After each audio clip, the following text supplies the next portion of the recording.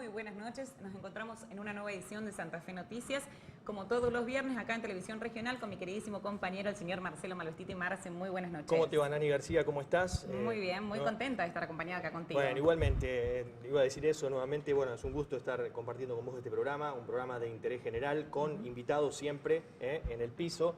Y hoy cumplimos un mes y no he visto una torta del productor. Vamos a tener que avisar al productor, bueno. sí, exactamente, para festejar este mes. Bueno, Nani, hoy está con nosotros Agustín Rossi.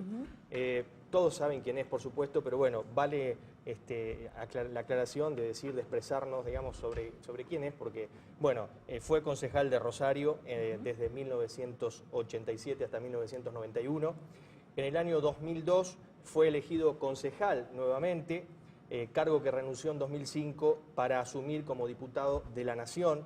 Fue candidato a gobernador de Santa Fe en el año 2011 y también ministro de Defensa durante la segunda presidencia de Cristina Fernández de Kirchner.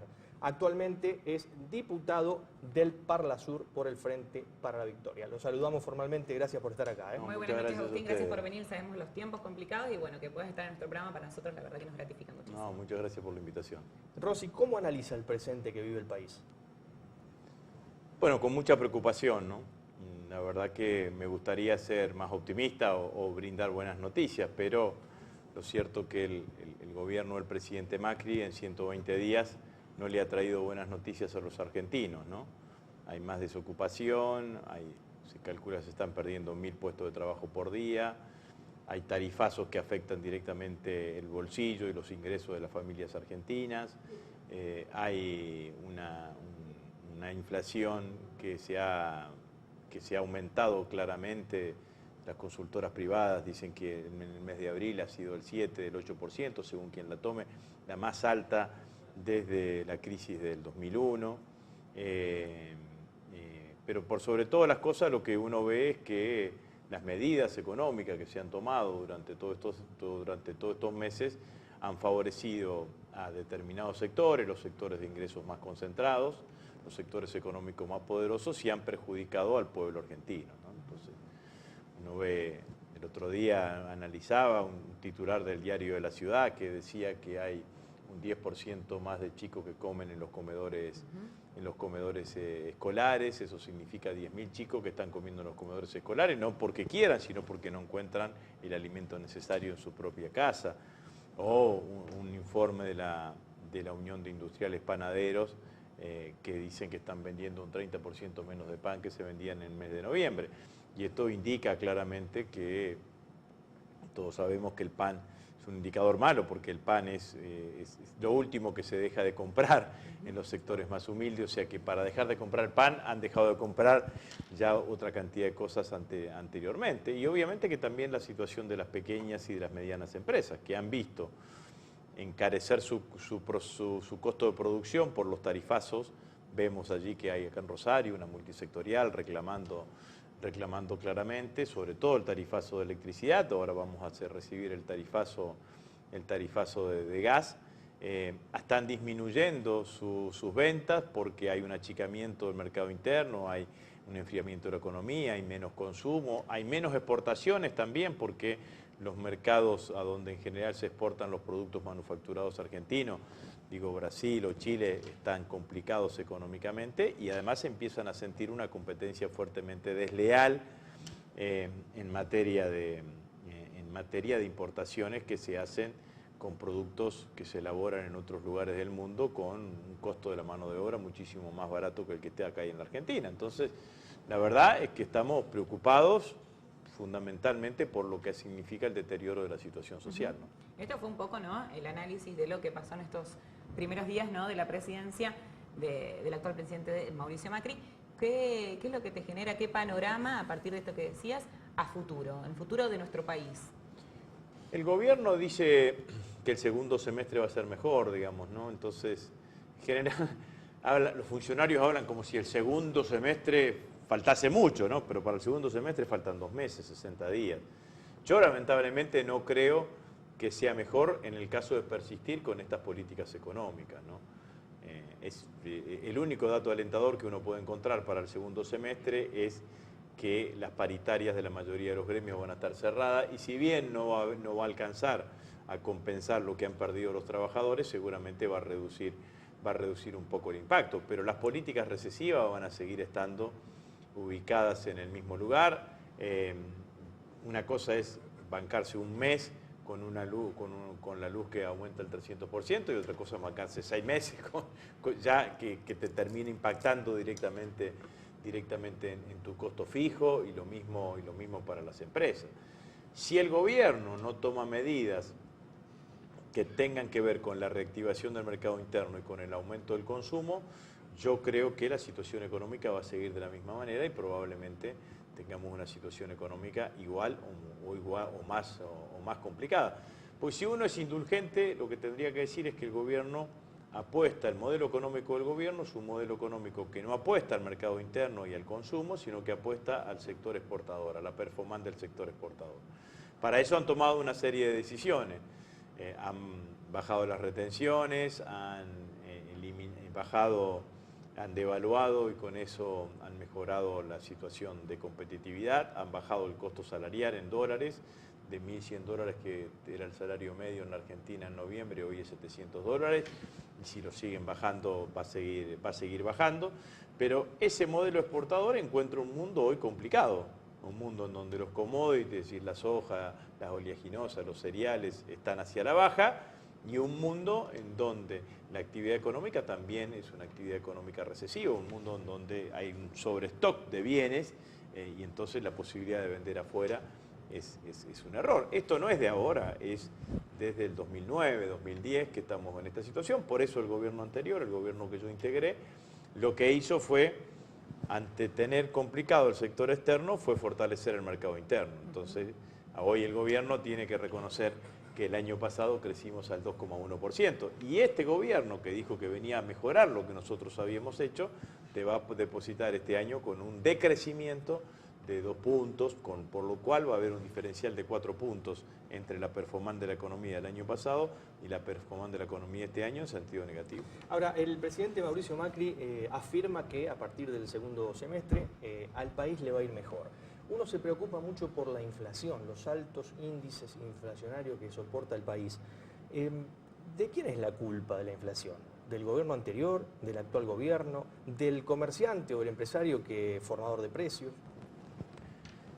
El gobierno anterior veníamos nosotros con una performance de la inflación que venía hacia la baja y que estábamos terminando con un punto, 1,5 durante todos los meses y que venía hacia la baja. Está claro que la devaluación que se hace en diciembre, que se lleva el dólar de 9 pesos a 15 pesos, es la que es generadora inicial del proceso inflacionario durante todos estos años. O sea que esa devaluación, que fue una decisión propia del gobierno de Mauricio Macri, es responsabilidad del gobierno de Mauricio Macri. A eso, sobre todas las cosas, se le ha generado un aumento de lo que significó un aumento de la inflación, que es lo que origina fundamentalmente este 7,5%, 8% según la consultora del mes de abril, producto de los tarifazos en la energía, en el transporte, en el agua, en el gas, que empezaron y que todavía no terminaron, y obviamente también el aumento de la nafta y el aumento del combustible, que son todas decisiones del gobierno. Entonces el gobierno no puede mirar hacia el costado. Utiliza una política, la única política que tiene el gobierno para tratar de controlar la inflación es hacer un enfriamiento de la economía, porque usted sabe que si tiene que el Banco Central le está ofreciendo letras del Tesoro al 37, 38% mensual, anual, digo, bueno, no hay ninguna otra actividad productiva que rinda tanto como eso. Entonces lo que está pasando es que todo aquel que tenía la posibilidad de hacer una inversión para aumentar su producción, para abrir nuevas líneas de producción, el que tiene dinero va y compra LEVAC y juega en esa timba financiera porque es lo que mayor rendimiento le da. Entonces lo que está produciendo el gobierno es, con esas LEVACs, retira circulante del mercado, hay mucho menor cantidad de circulante, mucho menor cantidad de pesos, por lo tanto hay una depresión de la actividad económica. Miren, y los que más están sufriendo son los trabajadores informales. Lo que se ha terminado en estos meses en la Argentina es la changa. Claro. Lo que se ha terminado es la changa. El jardinero que antes iba una vez por semana a una casa, le dicen que vaya una vez cada 2 semanas. El trabajo en la construcción ha disminuido notablemente. Dicen que el sindicato dice que ha perdido entre 30 y 40 mil puestos, de trabajo registrados. Y ahí usted sabe que en la construcción hay un sector claramente bastante importante desde el punto de vista informal. Y eso tiene que ver porque ¿dónde una familia, dónde achica cuando se le disminuyen los ingresos? Lo primero que achica es en el esparcimiento, ¿no? Sale menos a comer afuera, menos al cine, en una cantidad de cuestiones. Y lo otro que achica eran aquellos servicios que tenía tercerizado y que algún miembro de la familia lo puede hacer. Entonces, si vos estás holgado económicamente, por ahí, en lugar del fin de semana de pintar una pared, llamas a un pintor para que te pinte. Ahora, si no estás holgado, agarrás y pintamos. Esto es lo que hace cualquier familia argentina. Se están produciendo cosas acá en Rosario que uno puede verlas empíricamente. El que tiene que renovar un contrato de alquiler y que se le va muy caro, se está volviendo la casa de los padres. Hay alguna gente que se está yendo a vivir a pensiones que antes vivían en un departamento. Entonces, todas esas situaciones se están produciendo en Argentina. Resultado final, una economía que consume poco es una economía que tiene menos demanda, por lo tanto produce poco, y como hay menor producción, hay menores puestos de trabajo. Y por lo tanto los servicios que se generan siempre alrededor de eso, bueno, la realidad es que se complican. Hoy yo leí en estos días en Rosario, vieron que se terminó el cine Trasnoche. Sí. Se terminó por una cuestión de seguridad, dicen, pero también porque iba muy poca gente. Esta también claro. es la realidad. Fíjense, un empresario, supóngase, hagamos números redondos, sus costos de producción son 100 pesos. Pagaba 3 pesos de luz o 10 pesos de luz y 40 de mano de obra. Si le viene 30 de mano de obra, va a hacer dos cosas. O va a pasar a sus trabajadores que estaban en blanco, en negro, o se va a liberar de algún trabajador. Y va a empezar, además, empieza después, cuando aparece la crisis en el sector empresarial, el empresario ¿qué hace? Lo primero que hace es pagar los sueldos. Y el resto de las cosas las tira para adelante. Y lo que el resto de las cosas son los ingresos del Estado. Impuestos, entonces paga sueldo y servicio. Porque si no te cortan el gas o te cortan la luz. Pero después el resto de las cosas se las tira para adelante y bueno, entramos en un escenario que es horrible para la economía argentina. A mí me gustaría ser optimista y diciendo, bueno, mirá, el segundo semestre va a ser mejor. Dije que el único elemento que va a estar es que hay pocos gremios que han terminado sus convenios paritarios. Seguramente de acá a junio van a estar casi la totalidad de los gremios. Probablemente eso haga que todos los trabajadores tengan sueldos actualizados. Vuelvo a decir, no hay paritaria que te recupere el 300% del tarifazo de electricidad. Pero es el único elemento que uno puede llegar a tener en cuenta, porque el Ahora 12, el Procrear, eran todos programas que tenían subsidio de tasa y eso era esfuerzo fiscal del Estado. Bueno, por eso se incentivaba claramente el consumo y eso el gobierno lo ha venido achicando claramente. ¿Esos programas continúan actualmente o ya...? Porque tengo entendido que... Desdibujados, reformulados, ya no con la potencia que tenían anteriormente. Y obviamente, bueno, uno lo puede ver, como decía recién, en la calle, empíricamente, que hay mucha menos inicio de casas que se están haciendo con el plan Procrear. Recién decía usted, hablaba sobre la inseguridad y hace referencia a los cines, ¿no? Digo, sí. Comentario propio, decir, bueno, tuvieron que salir los comerciantes o salir los titulares o los que regentean los cines para que después envíen más policías a patrullar esa zona donde están situados los cines. Ese es un tema. Y por otro lado, en Rosario, un dato interesante, 526 personas tuvieron salidas transitorias, de las cuales 222 no volvieron a la prisión. Ahora, yo digo, ¿no pasa por ahí también el tema de inseguridad, esto de que hay que modificar? ¿Cuándo se va a revertir esta situación? Bueno, indudablemente que la problemática de la seguridad necesita de una acción coordinada entre entre los distintos poderes, fundamentalmente el poder ejecutivo y el poder judicial. Claro. Y en ese marco es donde me parece que hay que tener una mayor coordinación y una mayor potencia en lo que significan las acciones que se tienen que llevar adelante. El Poder Ejecutivo, ¿qué tiene que garantizar? Tiene que garantizar que tengamos una buena policía, fundamentalmente. Porque si vos, el principal instrumento que tiene un gobierno para garantizar la seguridad, o uno de los principales instrumentos, es la fuerza de seguridad. Si esa fuerza de seguridad funciona mal, o esa fuerza de seguridad funciona como ha funcionado, bolsones de la policía santafesina, en connivencia con el delito, estamos al horno con frita. Porque los que te tienen que cuidar, en realidad están aliados con los que te roban, o con los que te terminan cometiendo homicidio. Bueno, entonces lo primero que tiene que garantizar el poder político es una fuerza de seguridad subordinada al poder político y cortarle todo lo que significan esos lazos que se terminan generando de connivencia con el mundo del delito. Y obviamente que el Poder Judicial necesitamos también de un Poder Judicial comprometido con la situación. Poder Judicial que no solamente se atenga a la letra fría de la ley, sino que tenga una valoración política, una valoración muchísimo más integral de lo que está sucediendo en la ciudad de Rosario y lo que está sucediendo en términos generales en la provincia de Santa Fe. Pero bueno, es una de las deudas pendientes que tiene la democracia argentina, es un debate sobre el rol de la justicia y sobre el funcionamiento de la justicia, un debate que en algún momento va a haber que dar, porque los jueces disponen de la vida y de los bienes de los argentinos. De su vida y de sus bienes disponen los jueces en términos generales. Entonces pareciese que también allí hay que dar un debate fortísimo. Usted fíjese que el Papa Francisco ha convocado a distintos jueces federales del ámbito penal. Creo que han estado esta semana reunidos en Roma con el Papa Francisco, fundamentalmente por este tema, por el tema del narcotráfico, cosa que le preocupa muchísimo al Papa. Cambiando un poco, ¿no? Estábamos hablando del gobierno actual, del gobierno nacional, dando un poco vuelta a la página, hablando de lo que hoy sería la oposición, el Frente para la Victoria, que has tenido una división o un fraccionamiento a partir, ¿no? de esta nueva Asunción.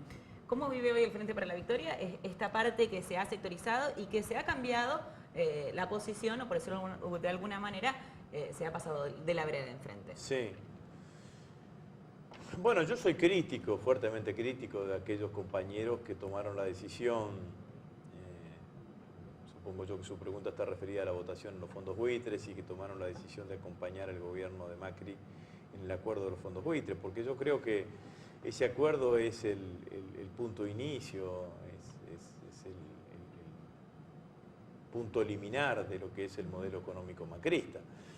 Cada vez que hablemos de economía en los próximos tiempos, hay alguien que te va a decir, mañana si alguien se queda sin trabajo, va a decir, no hay trabajo para mí, pero hay plata para pagarle a los buitres. Un empresario tiene que cerrar su empresa y dice, no hay crédito para mí, pero hay crédito, nos endeudaron el país para pagarle a los buitres. Todo va a estar referenciado a ese punto de inicio. Entonces, que el peronismo haya quedado complicado con esa situación, con argumentos para nada sólidos, con argumentos más bien lamentables, ¿no? Porque yo he escuchado a los compañeros, muchos de ellos conozco y muchos de ellos tengo una relación entrañable o de respeto, compañeros que han tomado la decisión de acompañar esa votación y diciendo, bueno, lo que acabamos de votar es malo, pero lo otro era peor.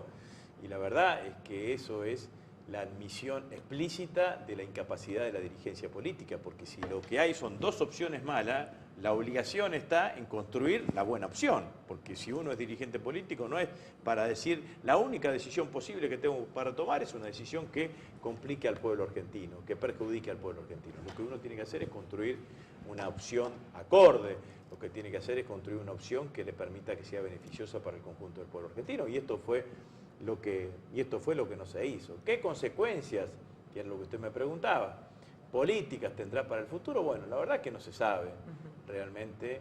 Muchos de los compañeros que votaron también fueron los mismos compañeros que defendieron las políticas más nobles que de los 10 años o 12 años de gestión del gobierno de Néstor I y de Cristina Fernández de Kirchner. O esos mismos compañeros hoy están votaron en el Senado la ley antidespido, la ley que implica la doble indemnización. Entonces, me parece que sí, marcó una diferencia de posiciones.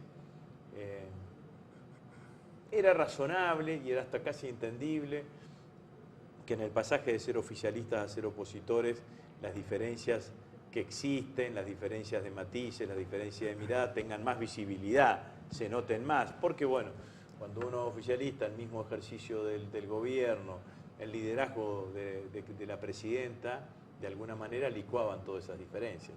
Lo que a mí me parecía que si bien era entendible que tener esas diferencias, que tengan mayor visibilidad y hasta casi sano que exista un debate en este sentido, la pérdida de la unidad de acción en un lugar donde la fortaleza del Frente para la Victoria es notable, de hecho lo estamos viendo ahora con lo que está sucediendo con la ley antidespidos, esa pérdida de unidad de acción indudablemente significó un triunfo del macrismo.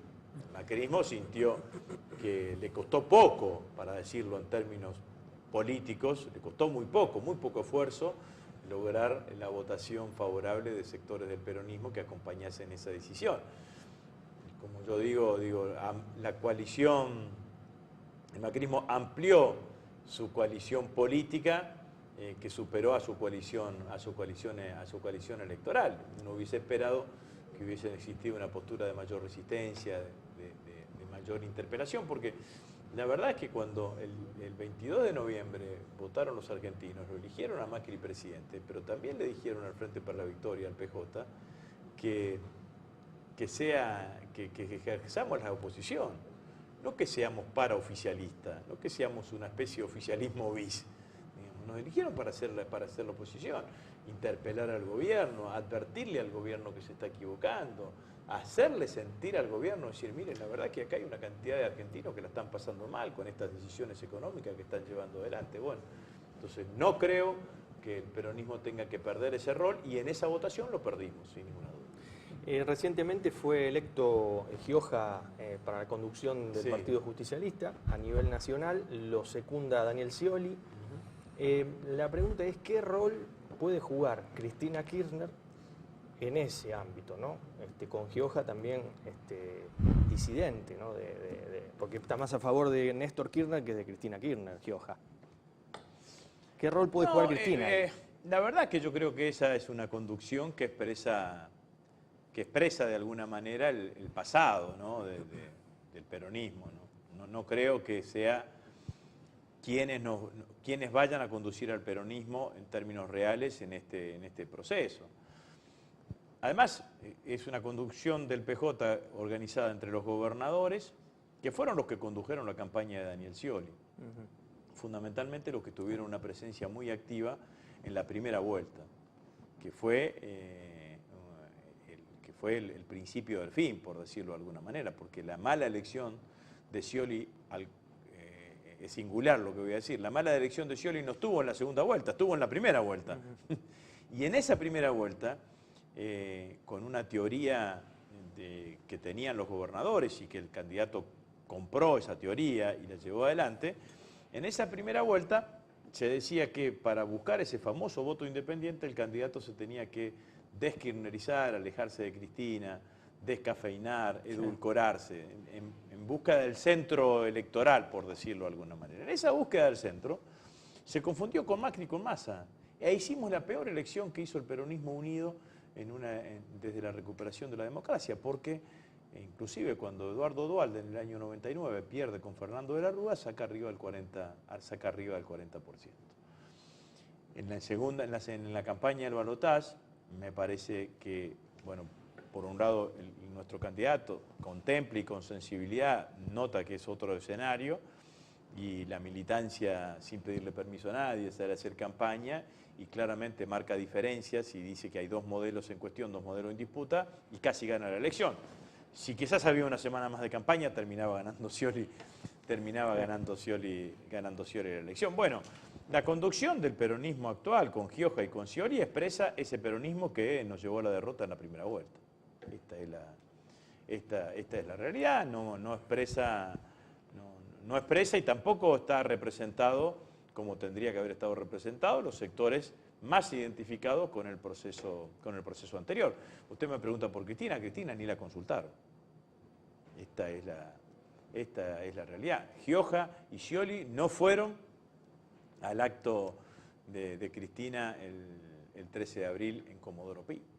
No fueron, no tuvieron. El peronismo no sacó, el Partido Justicialista ni siquiera sacó un comunicado de prensa ante la situación del juez Bonadío, que está claro que independientemente de la cuestión judicial hay toda una operación política montada alrededor de eso. Entonces, yo no creo que desde allí salga nada que nos permita a nosotros potenciarnos y organizarnos de acá a las próximas elecciones. Bien, perfecto. Bueno, la verdad que estaría para hacer más preguntas sí, porque quedaron exactamente. algunas pendientes, así que lo vamos a volver Muchísimas. a invitar. Sabemos el tiempo Muchísimas. ocupado del Parlasur y bueno, de todas las tareas que eso implica. Pero bueno, se nos acaba el tiempo y debemos continuar el programa. Gracias por estar acá, Rosy. No, Muy muchísimas amable. gracias a ustedes. Gracias, muy amable. No, muchas gracias. Marce, ¿te parece? Café Noticias por Televisión Regional. Han sido muy amables.